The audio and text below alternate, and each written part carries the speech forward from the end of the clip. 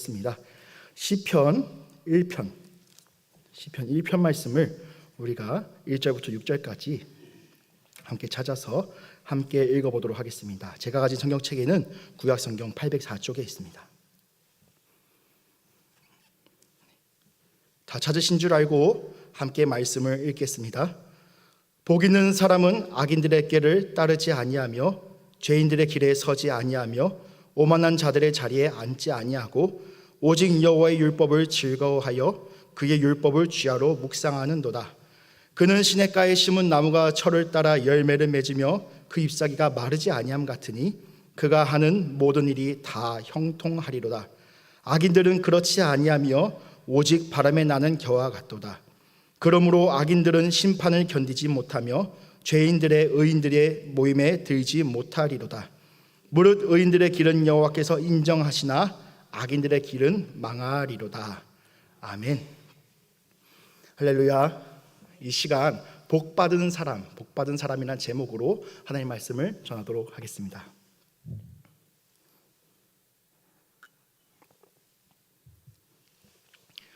얼마 전 추석 연휴를 맞이하셔서 가족들 만나고 오셨지요. 가족들 중에는 예수를 믿는 사람도 있을 거고 예수를 믿지 않는 사람들도 있을 거고, 우리가 직장에서건 교회에서건 예수를 믿는 사람도 만나고 예수를 믿지 않는 사람들도 만나고 있습니다. 그런데 예수를 믿는 사람이건 믿지 않는 사람이건 복이란 말을 들으면 누구나 다 좋아합니다. 복 받으세요 하면은 싫어하는 사람이 없습니다. 그러면은 지나가는 사람들한테 붙잡고 당신에게 복이란 무엇입니까? 물어보면은 다들 어떤 답을 할까요? 복에 대해서 물어보면은 저마다 다른 답을 합니다. 나에게는 돈 많이 버는 게 복이에요. 나는 내가 건강한 게 복이에요. 내 가족이 건강한 게 복이에요. 각자 여러 가지 복에 대한 긍정적인 이야기들을 합니다. 그렇다면은 예수 그리스도를 주로 고백하고 따르는 우리들에게, 즉 그리스도인들에게 복이란 무엇일까요? 세상 사람들, 그러니까 예수를 믿지 않는 사람이건 예수를 믿는 사람이건 복이라고 얘기하면은 똑같은 이야기를 하는 것이 맞는 것일까? 물론 어느 정도 일정 겹치는 부분이 있을 수 있겠지요. 하지만 예수를 믿는 사람에게 복이란 조금 다른 의미를 가지고 있습니다. 성경에서도 복에 대해서 자주 말씀하고 계십니다. 예를 들어서 예수님께서 처음으로 회중들 앞에서 말씀을 전하시는 산상수훈 마태복음 5장 말씀을 보면은 예수님께서 어떤 말씀으로 이야기를 시작하십니까? 8가지 복에 대해서 너희들에게 복이 있을지어다, 너희들에게 복이 있을지어다, 너희들은 복받은 사람들이다 라고 하면서 8가지 복에 대해서 말씀하십니다. 또 우리가 방금 읽은 시편 말씀에서도 복에 대한 이야기를 다루고 있습니다. 신구약 성경 모두에서 복에 대한 말씀을 하고 있는데 이 성경에서 공통적으로 우리에게 이렇게 말씀하십니다. 너희들은 복받은 사람들이다. 너희들은 복받은 사람들이다.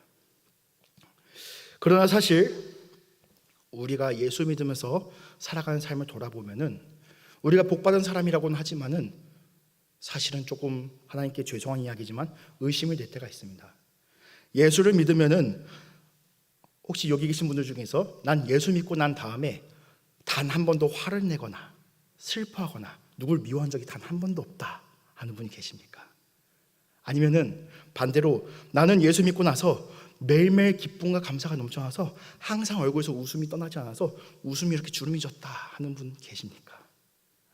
사실은 우리가 예수를 믿고 난 다음에도 예수 믿는 것이 복입니다 우리가 고백하고 살아가고 있음에도 불구하고 예수를 믿고 난 다음에도 어쩌면은 예수를 믿기 전보다 예수 믿고 나서 어려울 때가 있습니다. 가령 이럴 때이죠. 우리가 예수 믿기 전이라면은, 아니 아예 하나님을 모를 때라면은 나를 괴롭히고 나를 힘들게 하는 사람이 있으면은 내가 동원할 수 있는 어떤 방법을 총동원해서라도 그 사람을 괴롭힐 것입니다. 하지만 예수 믿는 우리에게 성경은 이렇게 말씀하십니다. 로마서 말씀에서 이렇게 말씀하십니다. 아무에게도 악을 악으로 갚지 말고 모든 사람 앞에서 선한 일을 도모하라. 그러니까 성경 말씀은 우리에게 뭐라고 말씀하세요? 복수하지 말고 오히려 그 사람에게 잘해줘라, 사랑해줘라라고 말씀하십니다. 이뿐입니까? 예수를 믿고 나서 우리가 겪는 어려움이 또 어떤 것이 있습니까? 시대의 흐름은 시시각각 바뀌고 있습니다. 요즘에는 뭐 AI니 뭐니 해서 조금만 우리가 흐름을 따라가지 못하면 뒤처지는 것 같습니다. 이 시시각각 변화하는 사회 속에서 나만 덩그러니 흐름에 뒤처진 것 같고 나 혼자만 가만히 서 있는 것 같습니다. 이 불안감 가운데 사무칠 때가 있습니다. 예수 그리스도께서는 자신을 복의 근원이라고 말씀하시는데 예수 믿고 난 후에 우리가 오히려 감당해야 될 부담이 늘어난 것은 아닌가. 세상 사람들에 비해서 뒤처지는 것 같고, 이런 우리가 복을 받았다고 너희들은 복 있는 사람이라고 말씀하시지만은 우리 역설적으로 좀 불안할 때가 있습니다. 우리 이대로 살아가도 괜찮은가? 세상 사람들과 다르게 살아가도 괜찮은가? 이대로 살아간 거 괜찮은가? 그럼에도 성경 말씀은 오늘날 지금 이 시간에도 우리에게 이렇게 말씀하십니다. 너희들은 복 있는 사람이다. 너희들에게 복이 있도다 라고 우리에게 말씀하고 계십니다. 그렇다면 하나님께서 우리에게 주신 복은 어떤 의미를 가지고 있는가? 세상이 말하는 그 복과 하나님께서 우리에게 주신 복은 어떻게 다른가? 그리고 그 복이 우리에게 실질적으로 어떤 역사를 하고 계시는가? 한번 오늘 말씀을 통해서 함께 알아가기 원합니다. 자, 오늘 우리가 읽은 말씀은 시편 1편입니다. 시편에는 총 150편의 말씀이 있는데 150편의 무궁무진한 말씀들이 있는데 그 중에 1편의 말씀입니다. 여기 계신 분들 중에는 물론 TV를 자주 안 보시겠지만 우리가 드라마를 볼 때 몇 화가 가장 중요하죠? 1화가 가장 중요합니다. 1화 가장 첫 번째 화에서 어떤 여자 주인공이 나오고 어떤 남자 주인공이 나오고 이 여자 주인공은 어떤 사람이고 이 남자 주인공은 어떤 사람이다라고 설명을 해줍니다. 그리고 그 둘이 어떻게 아웅당하고 얽히고 설키면서 다음 이 시간에 하면서 1화가 끝이 납니다. 그런데 1화가 중요한 이유가 있습니다. 시청자가 이 1화를 보고 나서 이거 재미있겠네, 앞으로 계속 봐야겠다, 관심을 결정하기도 하고 또 전체적인 드라마의 내용을 짐작할 수도 있습니다. 이 드라마는 좀 진지한 이야기네, 이 드라마는 서로 알콩달콩하면서 좀 웃긴 이야기네. 그러면은 시편 1편의 말씀, 장대한 시편 150편의 말씀을 시작하면서 시편 1편의 말씀에서는 어떤 분위기를 가지고 있고 어떤 매력으로 우리를 이끌고 있는가? 시편의 1편에서는 이렇게 시작합니다. 복 있는 사람은 시편의 150편이나 되는 시 속에는요, 하나님에 대한 감사가 있고요, 때로는 하나님께서 원망하면서 하나님 나 좀 살려주세요 탄원하는 노래도 있습니다. 또 하나님께 무조건적으로 찬양하는 그런 노래들도 있는데 1편은 어떤 이야기를 하고 있다고요? 복 있는 사람은. 그래서 혹자는 시편 1편을 가지고 초청장, 시편 150편을 우리에게 초청하는 초청장이다. 너희들 잘 왔어. 너희들 복 있는 사람들이야. 여기 와서 이 복된 이야기 좀 들어보겠냐는 초청장으로 이야기하기도 합니다. 아무튼 이 시편 1편은 우리에게 복 있는 사람은, 더 나아가 시편 150편 전체가 복에 대한 이야기를 할 뿐 아니라 성경 전체, 신구약 성경 전체가 무엇에 대한 이야기를 하고 있다? 복에 대한 이야기를 하고 있다라며 우리 읽는 독자들을 복의 길로 초청하고 있습니다. 그렇다면 시편 1편에서 말씀하시는 복 있는 사람이란 어떤 사람인가? 먼저 1절 말씀 보면은 악인들의 길을 따르지 않고 죄인들의 길에 서지 않고 오만한 자들의 자리에 앉지 아니하며, 결정적으로 2절 말씀 함께 읽어보겠습니다. 2절 말씀, 오직 여호와의 율법을 즐거워하여 그의 율법을 주야로 묵상하는도다. 아멘. 여기 여호와의 율법이라는 단어를 쓰고 있는데 이 여호와의 율법이란 말을 우리가 조금 이해하기 쉽게 하나님의 말씀으로 한번 치환해서 우리가 한번 이해해 보도록 하겠습니다. 오직 하나님의 말씀을 즐거워하며 하나님의 말씀을 밤낮으로 묵상하는도다. 우리가 만약에 누군가를 떠올리기만 하면 즐거워하고 누군가를 밤낮으로 끊임없이 계속 생각한다. 이것을 우리가 쉬운 말로 두 글자로 뭐라 그러지요? 사랑이라고 그러지요. 사랑. 우리가 사랑하는 대상이 있으면은 그 사람을 떠올리기만 해도 어떻게 됩니까? 입가에 웃음이 씩 올라옵니다. 그리고 우리가 그 사람이 무엇을 좋아하는지 무엇을 싫어하는지 밤낮으로 고민합니다. 우리 아들이, 우리 딸이, 아니면 내 연인이 이것을 좋아했는데 이것을 싫어했는데 밤낮으로 떠올리며 즐거워하는 것. 즉 2절 말씀에서 복 있는 사람은 어떤 사람이라고 말씀하십니까? 다시 한번 보여주세요. 2절 말씀 보여주세요. 2절 말씀 보시면 하나님의 말씀을 즐거워하는 사람, 하나님의 말씀을 밤낮으로 묵상하는 사람, 다시 바꿔서 말하면 하나님의 말씀을 사랑하는 사람이 복 있는 사람이라고 말씀하고 있습니다. 마찬가지로 오늘 말씀은 우리에게 말씀하십니다. 복 있는 사람은 하나님을 사랑하는 사람. 또 3절 말씀 보면은 이 복 있는 사람의 모습이 어떤 모습과 같다고 말씀하고 계시는가? 3절 말씀 또 한번 같이 읽어보겠습니다. 시작. 그는 시냇가에 심은 나무가 철을 따라 열매를 맺으며 그 잎사귀가 마르지 아니함 같으니 그가 하는 모든 일이 다 형통하리로다. 아멘. 그는 시냇가에 심은 나무와 같이 철 따라 열매를 맺고 잎사귀가 마르지 않고 형통하다. 사실 우리 시편 1편 말씀은요, 우리가 주일학교 때부터 자주 익히고 외우고 했던, 자주 들었던 말씀입니다. 그렇기 때문에 우리들의 머릿속에는 자연스럽게 어떤 그림이 그려집니다. 아, 복 있는 사람은 시냇가에 물이 졸졸졸졸 흐르는데 그 근처에 심겨져 있는 나무와 같은 사람이다.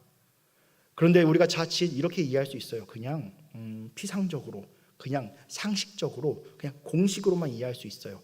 아, 복 있는 사람은 그냥 물가에 있는 나무다. 그런데 정말로 그리스도인들의 삶의 모습을 보면은 우리가 정말 시냇가에 있는 나무처럼 그냥 편안하고 가만히 있는 그런 그림인가요?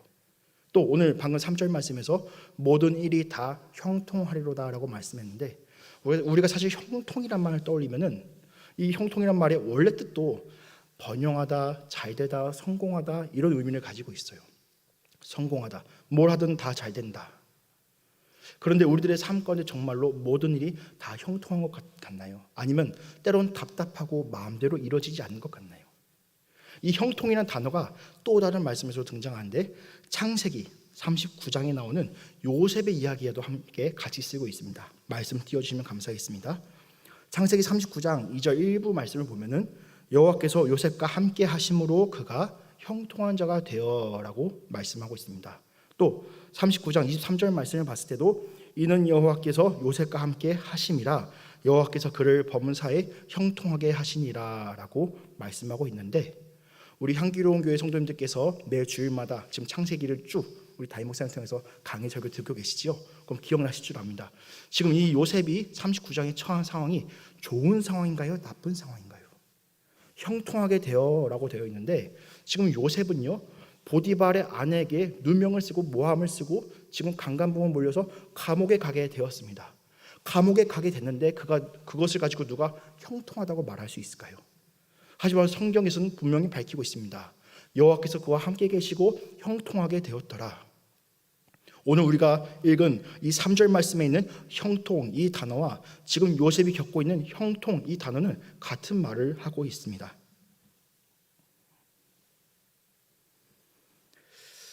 우리도 그럴 때가 있지 않습니까? 2절 말씀처럼 여호와의 율법을 즐거워하고 여호와의 율법을 주야로 묵상하였는데, 아니 그 결과가 이렇다니. 하나님 형통하게 해주신다면서요, 잘 풀리게 해주신다면서요. 그런데 나는 왜 지금 이런 막다른 골목에 다다라 있습니까? 나는 왜 이 어려움 가운데 있습니까? 하나님 잘 되게 해주신다 그랬잖아요. 때로는 우리 마음 가운데 이런 슬픈 마음이 올라올 수도 있습니다. 반대로 하나님의 말씀을 싫어하는 사람들, 하나님 율법을 싫어하는 사람은 어때요? 1절 말씀 보면은 1절 말씀 한번 볼까요? 악인들의 꾀를 따르고 죄인들의 길에 서 있고 오만한 자들의 자리에 앉아 있고. 마치 이 죄인들의 모습은 어때 보여요? 이리저리 막 움직인 것 같아 보입니다. 어려움이 있으면은 좋은 게 자기 눈에 좋아 보이는 게 있으면 꾀를 따라가고, 또 자기 눈에 안 좋아 보이는 것 있으면 이리저리 피해 다니고, 자기가 나름대로 열심히 길을 쫓아다닌 것 같은데, 반대로 복 있는 사람의 모습은 어때요? 시냇가에 있는 나무처럼 우두커니 서 있습니다. 하나님, 이거 정말 맞는 걸까요? 저기 저 사람들 보세요. 저 사람들 보세요. 저 하나님 안 믿는 사람들 보세요. 저 사람들 나름대로 지혜롭게 막 이리저리 움직이는데, 하나님 나는 그냥 여기 나무처럼 우두커니 서 있기만 해요. 하나님 뭘까요? 하나님 형통하게 해준다고 하셨는데 나 왜 저 사람들처럼 빠릿빠릿하게 움직이지 못하고 이 문제를 당면해야 될까요? 라고 우리가 때로는 어려운 마음이 들 수도 있습니다. 하지만 우리가 고정되어 있는 것 같고 움직이지 않는 것 같고 답답해 보이고 막막해 보인다 할지라도, 세상 사람들의 눈에 봤을 때 아무런 낙이 없어 보이는 인생이라 할지라도 우리의 인생이 복된 이유는 무엇인가요? 우리의 인생이 복된 이유는 이렇게 말씀하십니다. 우리에게 뿌리가 있기 때문이다. 우리에게 뿌리가 있기 때문이다. 그 나무가 시냇가에 심겨져서 그 시냇가에 있는 생명의 물을 공급받기 때문에, 뿌리가 있기 때문에 바람이 나는 겨와 같이 이리저리 날아다닌 것이 아니라 우리에게 뿌리가 있기 때문에, 예수 그리스도는 뿌리가 있기 때문에 우리가 생명을 공급받고 어떤 어려움 가운데서도 우리가 굳건히 서 있을 수 있다. 아무리 인조나무를 세워놓고 아무리 예쁘게 꾸민다고 해본들 비바람이 불면은 다 쓰러져서 없어질 뿐입니다. 또 아무리 좋은 품종의 나무를 사다가 심어놓는다 한들 그 땅이 기름지지 않고 생명의 물이 없으면 말라 죽을 뿐입니다. 그런데 우리가 스스로 하나님 너무 답답해요, 내 인생은 왜 이런 걸까요? 라고 나의 지금 당장의 문제를 보고 하나님께 원망하며 슬퍼했지만은 우리의 인생을 멀리서 봤을 때 하나님께서 우리를 어디로 이끄셨다고요? 생명의 물이 흐르고 있는 뿌리 가운데 우리를 붙잡아 주셔서 흔들리지 않도록 생명의 근원 가운데 우리를 심어 주셨다라고 말씀하고 있습니다. 요셉의 이야기, 하나님께서 형통하게 해주신다 그랬는데 당장 요셉의 이야기 참 바보 같아 보입니다. 보디발의 아내가 유혹을 했을 때 그냥 모른 척 넘어갔으면 좋게 잘 풀렸을 텐데, 그런데 결국 나는 하나님 앞에서 죄를 지을 수 없습니다 라고 말한 결과 누명을 쓰고 어려움을 겪고 감옥에 갇혀버린 그 요셉의 이야기, 그 이야기의 결과가 어떻습니까? 그 요셉 한 사람으로 인하여서 그의 아버지와 그 형제들이 생명을 공급받습니다. 더 나아가 이스라엘 민족 전체가 생명을 공급받습니다. 이것이 무엇입니까? 하나님께서 요셉과 함께 하셨고 그를 형통하게 하셨다. 우리도 우리 눈앞의 문제만 바라보고 있지는 않습니까? 하지만 하나님께서 늘 우리와 함께 하시며 우리 형통하게 하시는데 우리가 무엇을 두려워하겠습니까? 예수 그리스도께서 우리의 뿌리가 되어주시는데요. 그렇다면 반대로 1절에서 말씀하고 있는 악인, 죄인, 오만한 사람들, 이 사람들은 어떤 사람들입니까? 앞서 말씀드린 것처럼 꾀를 따라서 여기로 갔다가 저기로 갔다가 이런 비결이 있다면서, 이렇게 하면 잘 먹고 잘 살 수 있다면서, 이렇게 하면 돈을 많이 벌 수 있다면서, 이렇게 하면 행복이 있다면서 하나님 말씀 빼고 다 찾아다니는 사람들입니다. 우리 그리스도인들은 마치 한 곳에 고정된 나무처럼 우두커니 서 있지만 여호와의 율법 바깥에 있는 사람들, 하나님의 은혜 바깥에 있는 사람들은 여기저기 시시각각 변화하는 세상 가운데 어디로 갈지 몰라서 갈팡질팡 헤매고 있습니다. 사람들에게 인기를 얻는 방법, 돈을 잘 버는 방법, 인정받는 방법, 이런 것들 막 찾아다니면서 성공 가도를 달려가고 있는 것 같아 보입니다. 끝내는 자신이 원하는 자리에 앉아있는 것처럼 보일 때도 있습니다. 아, 내 동창 저번에 만났더니 걔는 이렇게 잘 풀렸더라, 이렇게 잘 풀렸더라, 아이고 배가 아프네, 이런 마음이 들 수도 있습니다. 하지만 4절 말씀에서 하나님께서 이런 사람들의 모습을, 이 갈팡질팡하는 율법 밖에 있는 사람들, 하나님 은혜 밖에 있는 사람들을 뭐라고 말씀하시는지 4절 말씀 함께 읽어보시겠습니다. 악인들은 그렇지 아니하며 오직 바람에 나는 겨와 같도다. 아멘.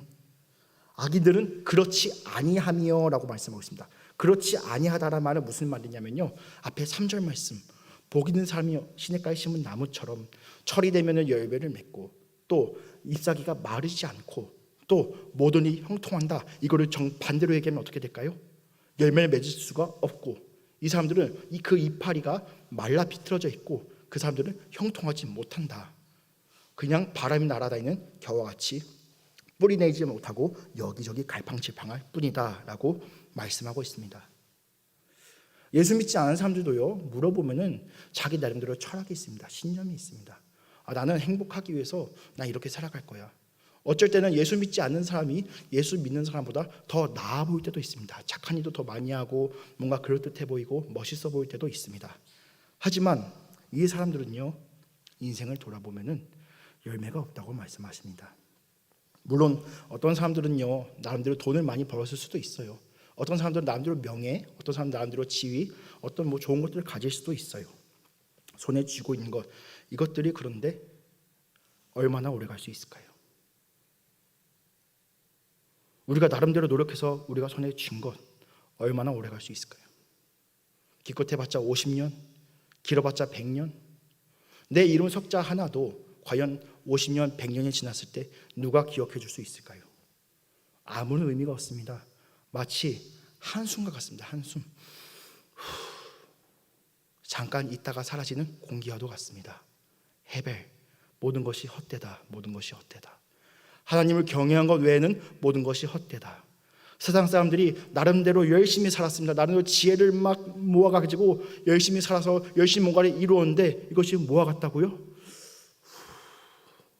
바람이 나는 먼지와 같도다. 먼지터럭 같은 인생과 같다고 하나님께서는 말씀하십니다. 이 사람들이 왜 인생이 허무하고 왜 비참합니까? 이 사람들에게 무엇이 없다고요? 뿌리가 없습니다. 이 사람들에게는 생명이 없습니다. 예수 그리스도 안에 있는 우리들은 하나님 말씀 가운데 우리의 심령, 우리가 모든 결정한 것과 우리가 살아가는 것과 우리의 모든 말과 우리의 모든 인생이 하나님 말씀 가운데 뿌리 내려 있는데, 그래서 우리가 생명이 있고 열매를 맺을 수 있는데, 하나님 밖에 있는 사람들은 어떻다고요? 뿌리가 없어서 자기 마음대로 여기저기 돌아다닐 뿐입니다. 꾀를 쫓고 길에 서 있고 자리에 나름대로 앉아 있는데 그 결과가 무엇이에요? 그 결과가 무엇이에요? 바람이 나는 겨와 같도다. 바람 나는 먼지와 같도다. 예수 그리스도 안에 있는 사람들의 삶은 그러나 다릅니다. 우리는 사실 바보 같아 보일 때가 많습니다. 손해 볼 때가 굉장히 많습니다. 사람들이 볼 때, 세상 사람들이 볼 때 저 사람들은 뭐하러 저렇게 주일에 주말에 그냥 잠만 자도 모자랄 시간에 뭐 저렇게 열심히 돌아다니는 거야. 우리가 가만히 바보같이 서 있는 나무 같아 보일지언정 우리의 뿌리는 어디 있다고요? 생명 대신 예수 그리스도 하나님의 말씀 가운데 있다는 사실, 그리고 그 말씀이 우리에게 생명을 공급해 주시고 때에 따라 우리에게 풍성한 열매를 주시고 우리의 인생이 푸르르게 하시고 모든 일이 형통하게 하신다는 사실을요.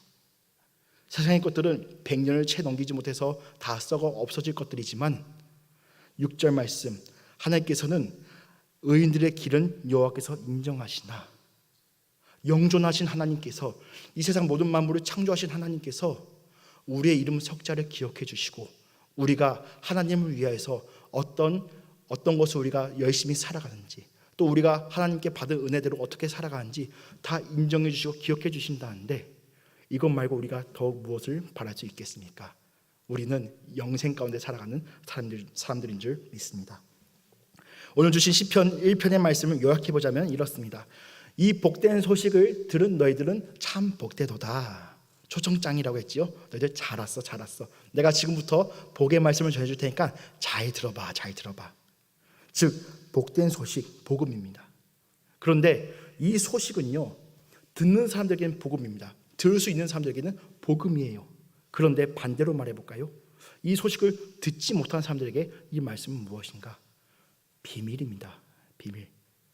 어떤 사람들은 성경 말씀을 가지고 그냥 좋은 교훈집이야, 그냥 듣기 좋은 이야기들이 담겨있네, 이 정도로만 해석하는 사람들도 있지만, 우리에게 이 말씀은 무엇입니까?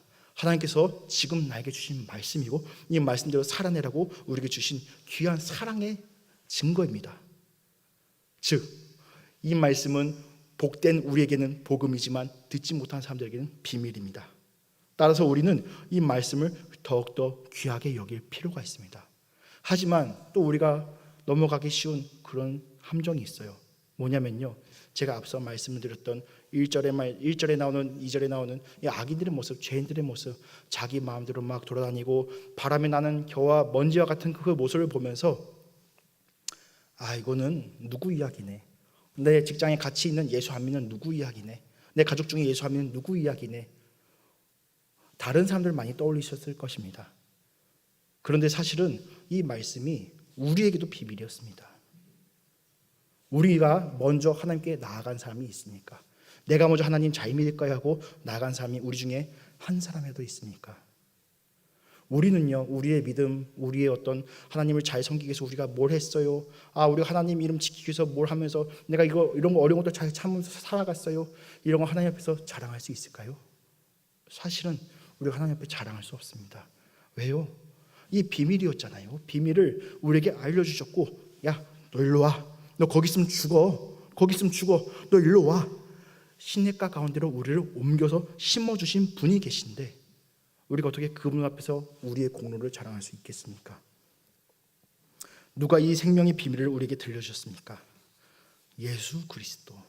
예수 그리스도 외에는 누구도 우리를 생명자리로 초청해 준 적이 없었습니다.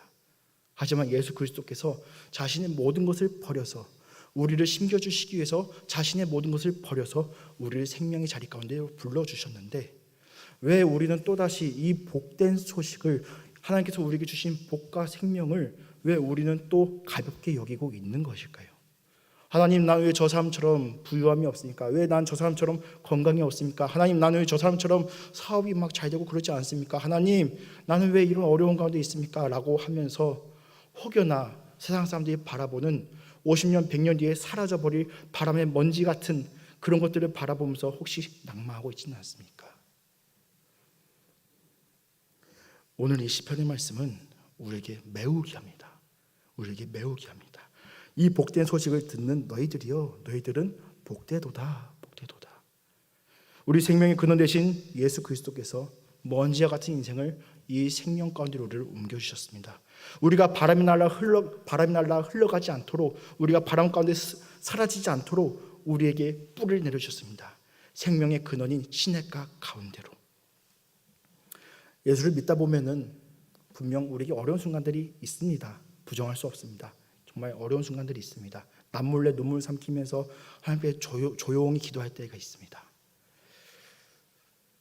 나는 예수를 믿는 사람임에도 불구하고, 예수 그리스도께서 내 안에 계신 것을 믿음에도 불구하고 여전히 믿음이 흔들릴 때가 있습니다.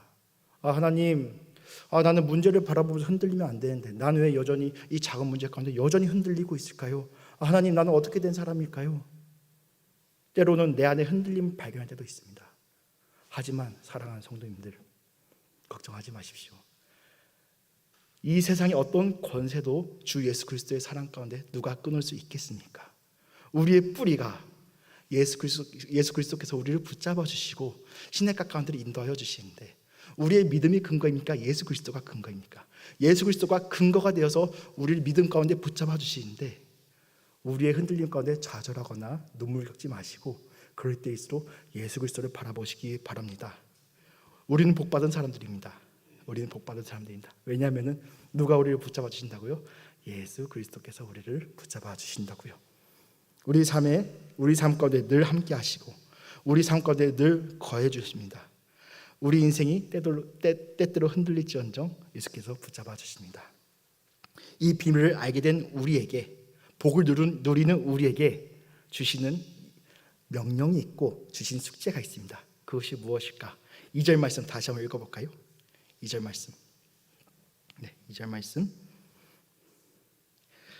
여호와의 율법을 즐거워하여 여호와의 율법을 주야로 묵상하노다. 이 말씀을요, 여호와의 율법을 한번 예수 그리스도로 바꿔서 다시 한번 읽어보시겠습니다. 예수 그리스도를 즐거워하여 예수 그리스도를 주야로 묵상하노다. 아멘. 우리가 어려움에 힘들거나 흔들거릴 때, 아니면은 나의 모습이 하나님을 떠난 것이 하나님께서 나에게 깨닫게 해주시고 회개의 영을 우리에게 부어주실 때 우리가 어떻게 나아가야 되는가? 예수 그리스도, 나를 사랑하시고 나를 살려주시고 나를 인도하신 예수님 사랑합니다. 예수님, 다시 예수님의 길 가운데로 인도하여 주시옵소서. 예수님 한 분만 난 즐겁습니다. 나 예수님만 생각하면 내가 밤낮으로 어떤 일이든지 감당할 수 있습니다. 예수 그리스도 한 분만으로 승리하시는 저와 여러분 되시기를 예수님의 이름으로 축복합니다. 기도하시겠습니다.